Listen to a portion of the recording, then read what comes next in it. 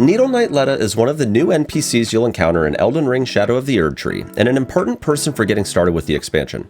She's a staunchly devoted follower of Miquella, and has a group of compatriots she leads in following his footsteps across the Realm of Shadow.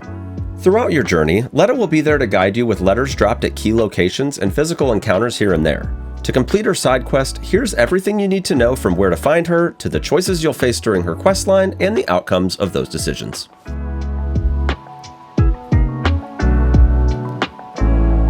Needle Knight Leda will be the first person you see before you jump into the Shadow of the Erdtree DLC.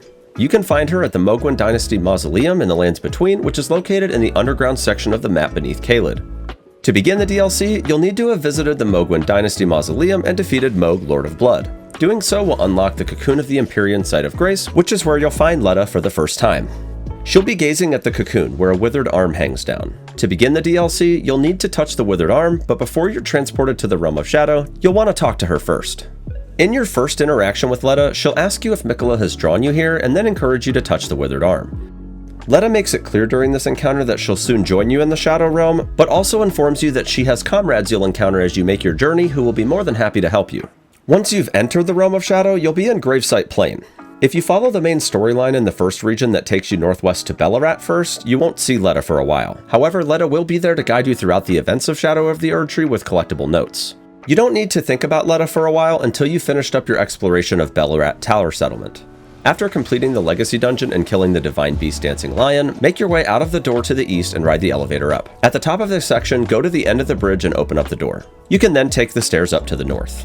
At the very top, the path will be blocked, but there will be a letter from Leda to collect. In this letter, Leda provides a hint that she's going east to the Tower of Shadow, and if you've been following the questline for Hornsent, you'll also have a map showing you the site of 3 crosses. One of the 3 crosses marked on the map can be found at Castle Ansbach. This is east of Belorat and northeast of the 3-path cross site of Grace and straight over the Elet Great Bridge. Enter the castle and make your way to the Castle Ansbach site of Grace. Here you'll find one of the Miquella crosses marked on Hornsent's map. Leda won't be there, but you'll find another letter from her. She'll tell you that she's on her way to Shadow Keep, which we can reach by going through Castle Ansbach. When you reach the end of this dungeon and encounter R'hllana, she'll be available as an optional summon. After defeating R'hllana, you'll find Leda at the very first site of Grace just north of where you exit the boss room. And just northeast of her, you'll also find Hornsent once again. Upon talking to her, she'll ask if you've met everyone so far and tell you that in reality, the group of NPCs that are following Miquella's path should be fighting each other. But Miquella's charm has them working together somewhat harmoniously.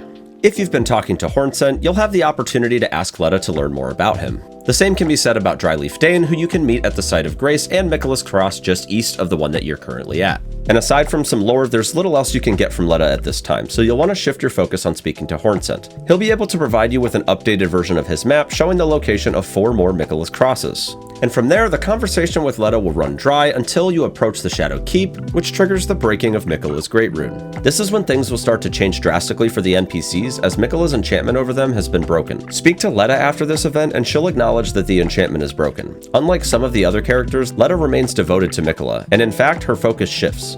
She's now willing to take down any of the group who she feels undeserving of following in Miquella's footsteps, or who she feels has any resentment towards him. Prompt a conversation with her again, and she'll tell you that she's going to begin immediately ferreting out the people who don't deserve to follow Miquella. This is where your first decision will appear, with Leda asking you to contribute and give your opinion on who you think she should begin with. The options are Teolia, Hornsent, or nobody. If you suggest Teolia, Leda will ruminate on his allegiance to St. Trina over Miquella, but will conclude that he's not a threat because of the dual nature of St. Trina and Miquella. If you suggest Hornsent, Leda will weigh up on the danger he presents. She'll say he's intent on vengeance, but also has to consider the promise that Miquella made to him. Once you suggested this to her, she'll ask for some time to consider it. After you've exhausted all of Hornsent's dialogue, rest at the Grace, talk to her again, and she'll say that she's committed to going after the Hornsent. And if you suggest no one, you'll exit out of the conversation. Though this seems to be the safest option, if you're not ready to accuse anyone immediately, it will leave the decision up to Leda. Unfortunately, this doesn't stop her from going after someone in the group. Suggesting no one but speaking to Hornsent and progressing the questline that sees him head for Shadow Keep to get his revenge will make Leda choose him to focus on. She's concerned that Hornsent will eventually try to take down Miquella if she doesn't get to him first. But she clarifies that if Hornsent can exact his revenge, it won't matter to her as much. If you talk to her again, she'll reveal that she believes Hornsent is aware of this and reiterates that she'll follow him and that the Hornsent will be found at the Black Keep. If you progressed Hornsent's questline and Leda has decided to pursue him, you'll have a chance to battle one of them at Shadow Keep. Once you've got to the main gate plaza, you'll work your way up to the storehouse front and come to a bridge that's lined with boats on fire. You'll be able to find 2 summoning signs in the south here, just after the set of stairs that go down.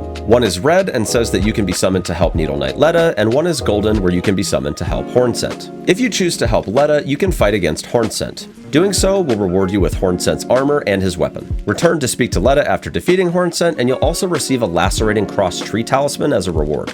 Leda will then start to consider other comrades who potentially need eradicating. If you rest at the site of grace or go somewhere else and come back, Leda will then say she's targeting Sir Ansbach. Alternatively, if you chose to help Hornsent, then you'll be fighting against Leda. Doing so will reward you with the Swift Slash Ash of War, as well as Leda's rune, which gives you 40,000 runes. If you choose to fight Leda, she'll disappear from the High Road Cross site of grace, and it will also lock you out of an encounter in Ansbach's questline. If you choose not to be summoned into either world and skip the fight, the questline can still progress, where Leda will stop targeting Hornsent if you summon him in the fight against Mesmer to help his questline move along. In this case, Leda will once again target Ansbach after shifting her focus from Hornsent. The encounter against Hornsent isn't the only one Leda can have, however. As mentioned, if you help Leda or skip the fight against Hornsent, Leda will start to target Ansbach. When this happens, you'll want to visit the storehouse first floor. Here, you'll find 2 summoning stones just like earlier, where the red one is to help Leda and the gold one is to help Ansbach. If you choose to help Ansbach, you'll be rewarded with Ansbach's longbow as well as Leda's rune, which again gives you 40,000 runes. And if you choose to help Leda, you'll still receive Ansbach's longbow, but instead of getting Leda's rune, you'll get Ansbach's armor set. Making this decision will lock Ansbach out from helping you later on in the game, but as long as you've given him the scroll as a part of his quest, you'll still receive help from a Sanguine Noble later on.